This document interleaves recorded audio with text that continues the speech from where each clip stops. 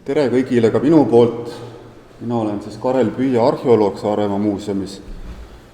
Ja augusti keskel Saaremaa muuseum korraldas Maasi ordulinnuses ehitusarheoloogilised uuringud, mida rahastas Muinsuskaitseamet. Et lisaks minule osalesid muuseumi poolt Tõnu Sepp, kes on Maasi linnaga tegelenud juba mitukümmend aastat ja vedas omal ajal seda Maasi eluhoone keldrite tühjendamist ja konserveerimist, katustamist, ja ka Daniel Vares, kes hiljuti omandas detektoristi paberid, et tema siis põhiliselt tegeles leidude otsimisega rusukihist, et paremad on seal vitriinis väljas. Nii. Siin on üks Margus Mulla tehtud aerofoto Maasi linnusest, milline ta praegu välja näeb.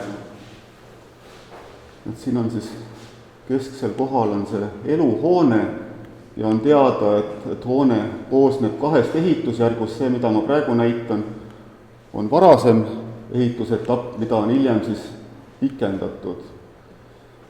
Ja tänu kroonikatele on üsna hästi teada ka Maasi linna ehitusaeg, et teda siis hakati ehitama pärast saarlaste viimase suure ülestõusu mahasurumist 1345. aastal, kuna nad hävitasid Ordu senise tugipunkti Pöidel, et siis Maasi linn ehk Sooneburg, alamsaksa keeles Sooneborg, ongi selline lepitus- ja heastuslinnus, et saarlased siis sunniti ehitama Ordule uut keskust. Ja üsna hästi on teada ka linnuse lõppdaatum. Ta siis Taani kuninga Frederik II käsul õhiti 1576. aastal, kuna taanlased ei suutnud kahte linnust lisaks Kuressaarele ka Maasi linna enda käes hoida, et rootslased korduvalt võtsid Maasi linna enda valdusesse. Ja tegelikult, kui täna konverentsi teemaks on Taani ja Saaremaa suhted, et pikem selline valitsusaeg oli taanlastel siin Kuressaares, et Kuressaare linnuses nad olid 85 aastat, Maasi linnas paarkümmend aastat.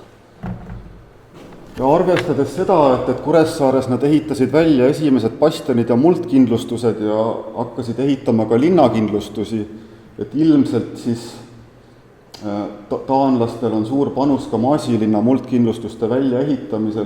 Siin on näha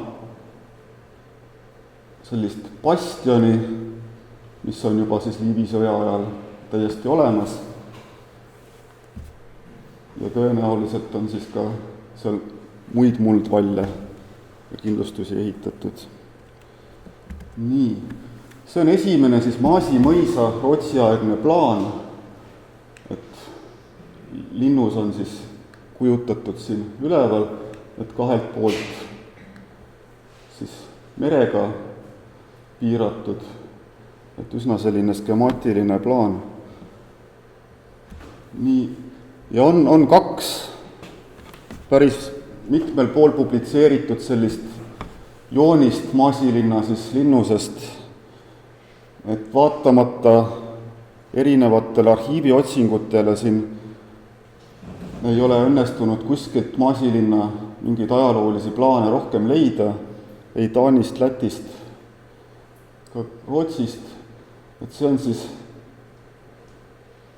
Vildemanni joonis, mida on üks esimesi publitseerijaid Armin Tuulse oma Eesti ja Läti linnuseid kokkuvõtvas raamatus.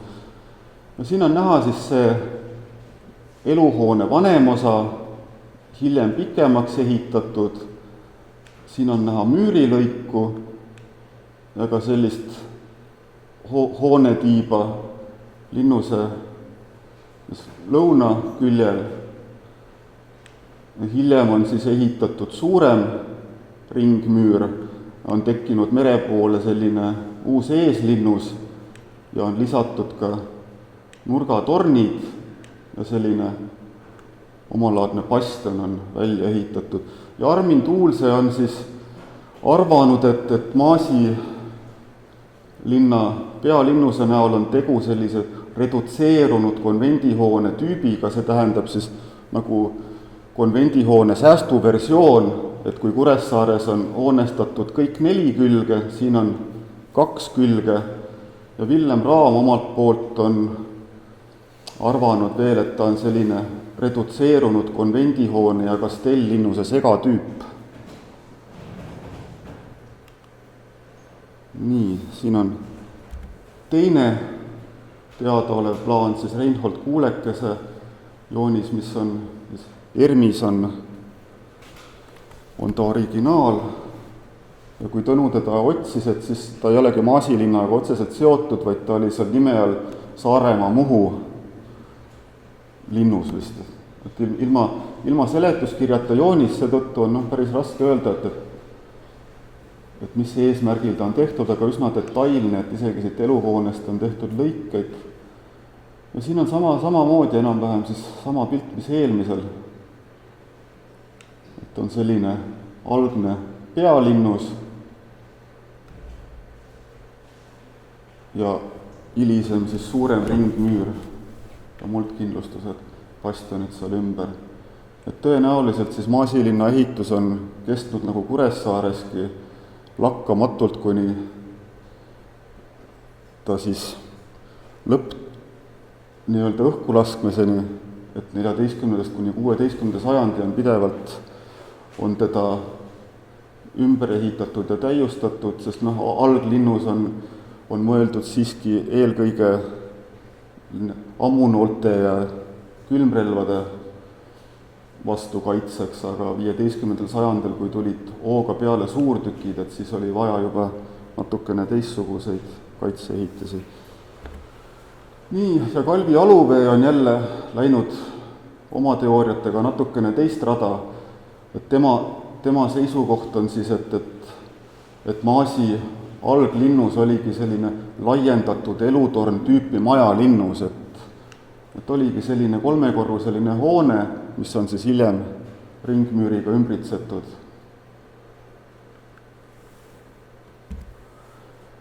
Ja teadaolevalt enne siis selle aasta kaevamisi on Saaremaa uurimise selts 1904 Maasilinnal korraldanud siis esimesed arheoloogilised kaevamised, et hiljematest sellistest välitöödest ei ole nagu konkreetseid jälgi.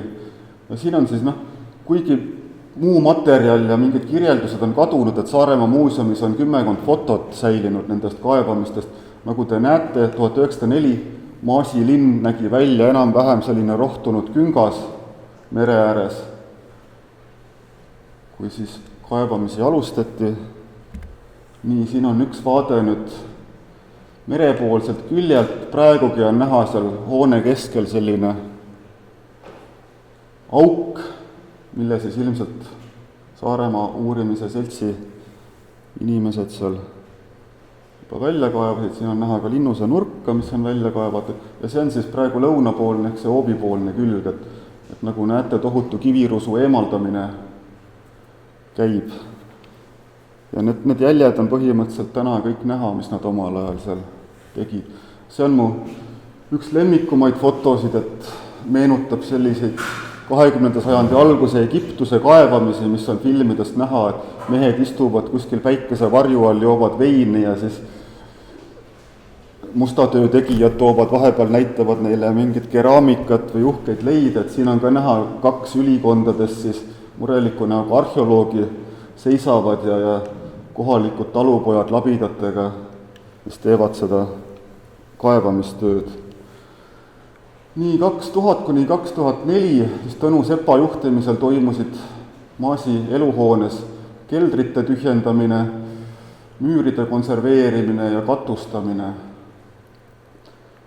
Et see oli üks selline suurem töö, et millega siis kaasnesid ka väiksemad sellised ehituslikud uuringud. Siin on näha teise korruse sellist kaminahju, mis välja kaevati. Ja meie käesoleva aasta siis kaevandid on siin said paika pandud, enamus on keskendunud siis pealinnuse uurimiseks ja praegu, mis hästi on näha, seda me ei hakka ka kinni ajama, seal parkla pool me kaevasime lahti pikalt suure ringmüüri läänepoolse külje, et kontrollida seal väravakäigu olemasolu. Mõte oli, et äkki saaks tulevikus turistid siitpoolt läbi väravakäigu juhtida siis linnusesse sisse.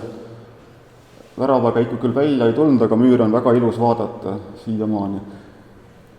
Ja meie surfid või väiksemad kaevandid siis keskendusid pealinnuse ehitusloo uurimisele. Tahtsime kontrollida teooriat, et ka Maasis on siis alglinnuseks olnud nurgatorniga kastell, et Kuressaare eeskujul, mida hakati ehitama siis kuskil 15 aastat varem, et siis see vanem eluhoone moodustab sellise tornilaadse samuti nagu Kuressaareski siin põhjanurgas selline nurgatorn ja sellest siis lähtub ringmüür ja hilisemad juurdeehitused. Et võtsimegi lahti 2 hoone liitekoha välisküljelt ja kontrollisime ringmüüri jätkumist siis eluhoone nurkadest. Samas võtsime lahti ka selle lõunatiiva hoonestuse ja ringmüüri liitekohad ja 2 väiksemat kaevandit oli siis pealinnuse hoovi ja eeslinnuse hoovi sillutiste ja varasemate siis maapinna kõrguste uurimiseks. Nii, siin on näha esimest suurt kaevandit suure ringmüüri siis lääneküljel, kus me värava kohta otsisime. Nagu näha, müürikive oli siin muru sees kohati näha, et orientiir oli käes ja praegu ta siis näeb välja selline.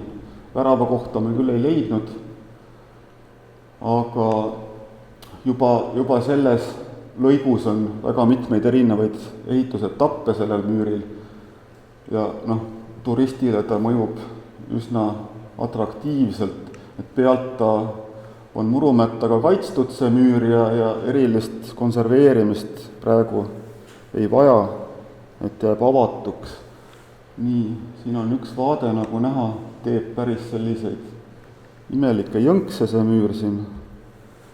Ja siin on näha nüüd ühte püstvuuki müüris ja üks tellingu auk siin. Et see on tõenäoliselt varasema eluhoone või torni sein, siis millega on hiljem ringmüür liidetud. Ja siin on näha teist vuuki, et see torn on hiljem siia müüri vastu ehitatud lisaks. Siin on veel näha müüri ja torni vahelist vuuki, et müür on hoopis sellisest peenemast ja kehvemast kivimaterjalist ja on ka väljast üle krohvitud. See torninurk.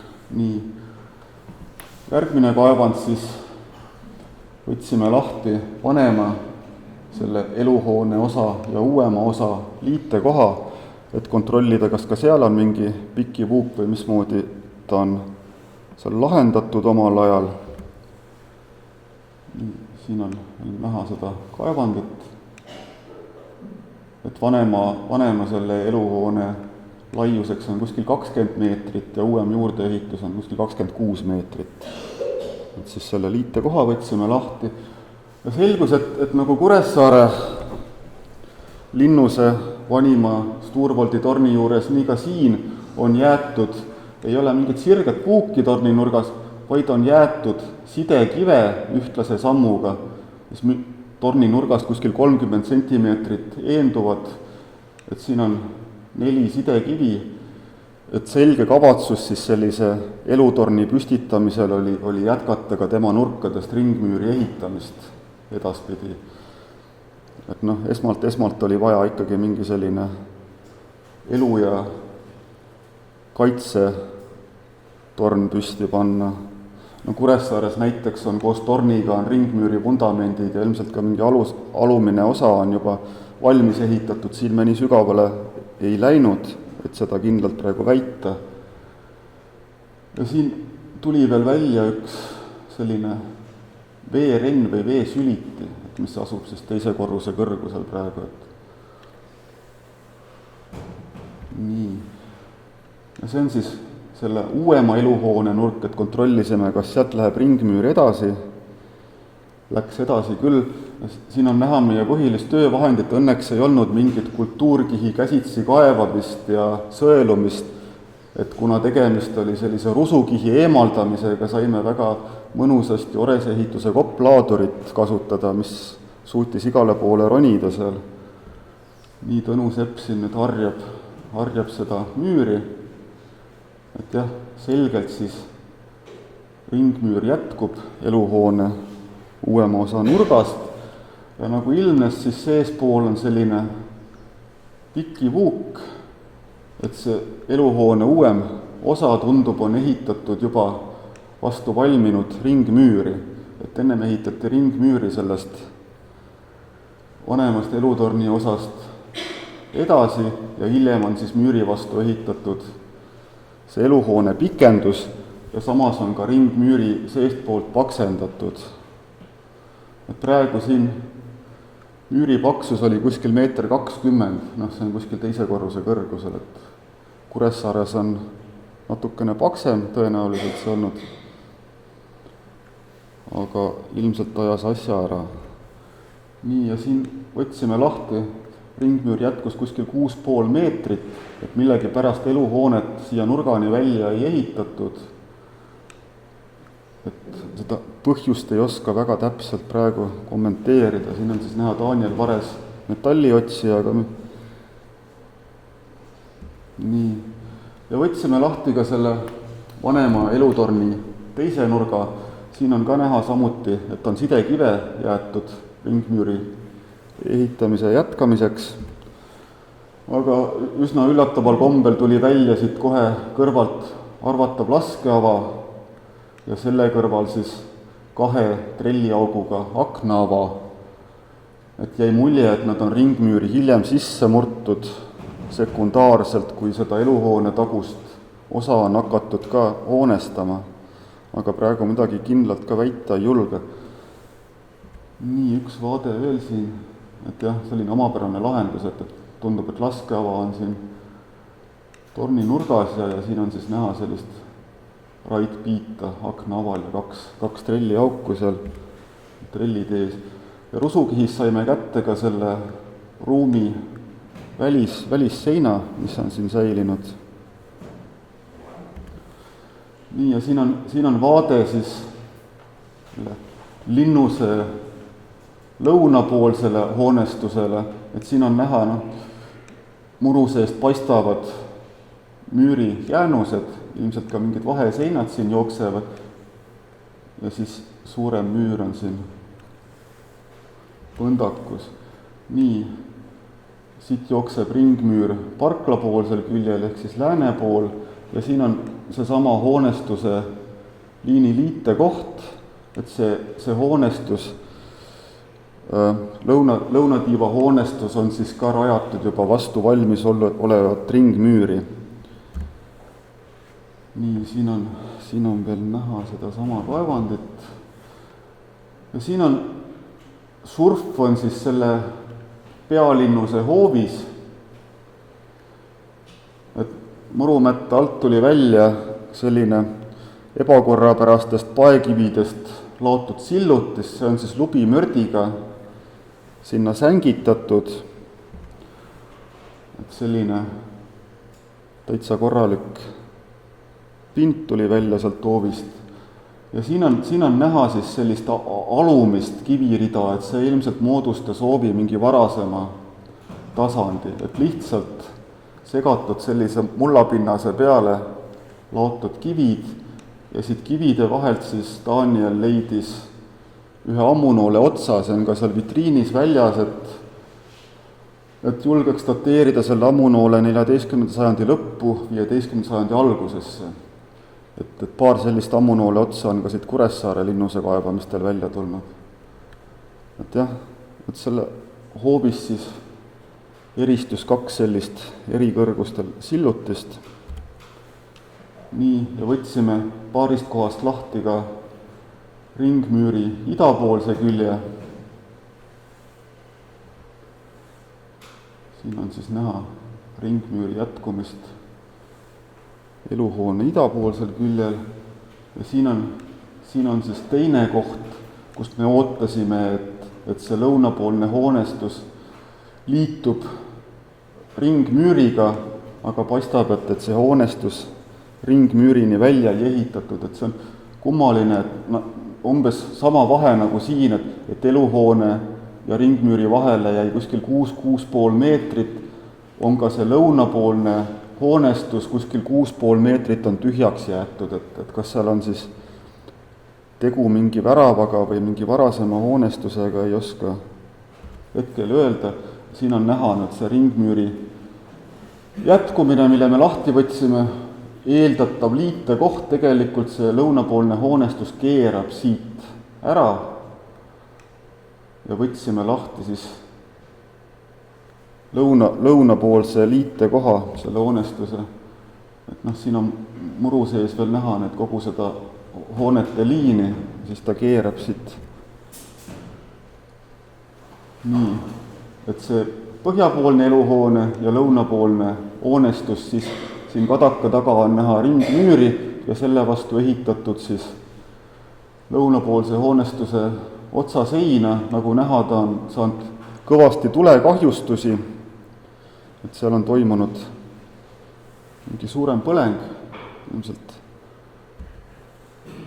Ja tegelikult lõunapoolsel küljel päris murumätta sees oli ka võimalik kerge vaevaga seda ringmüüri paksust ja olemasolu mitmes kohas kontrollida, nii et saime ta seal mitmes kohas ära fikseerida. Ja praegu joonistubki välja selline omalaadne ka nurgatorniga kastell linnus, et see punane viirutus siis oleks selline varasem ehitusetapp, et selline elutorn siin põhjapoolses nurgas ja kergelt ristküliku kujuline siis ringmüür. Et küljepikkused on tal see eluhoone poolne külg on kuskil 53 meetrit ja teine külg on kuskil 43 meetrit, et 10 meetrit umbes vahet, et Kuressaare konvendihoone seinapikkus on siin kuskil 42-3 meetrit, et sellel on siis üks külg rohkem välja venitatud. Et hiljem on siis ringmüürile lisatud see eluhoone uuem osa, siit tuli välja siis see laskeava koos aknaga, et hiljem on hoonestatud ka see eluhoone lõunapoolne külg, siin on hüpokaust ja ilmselt kütteruum on ehitatud siia ja samamoodi on siis rajatud ja hoonestatud ka kastelli lõunapoolne tiib, et need mustad tingmärgid siis näitavad müüre, mis me nende uuringute käigus avasime või lihtsalt siis looduses saime dokumenteerida. Et nagu näete jah, et siin mõlema hoone tiiva puhul on jäetud selline tühi ruum, tavaliselt on hoonestatud kogu ringmüüri laiuselt, aga siin on jah millegipärast jäetud selline ja samamoodi huvitav, praegu ei oska seda sõlme siin kokku viia, et siit tuleb ka selline omamoodi mingi hoone sein veel.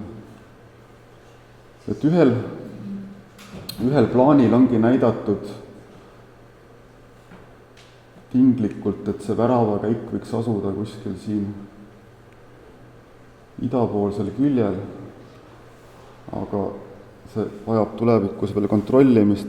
Et põhimõtteliselt lõpetuseks võikski võrrelda seda Kuressaare selle esimese linnusega, et kui 1345 hakati Maasis ehitama uut ordulinnust, et Kuressaares oli enam-vähem selline pilt juba eeskujuks olemas.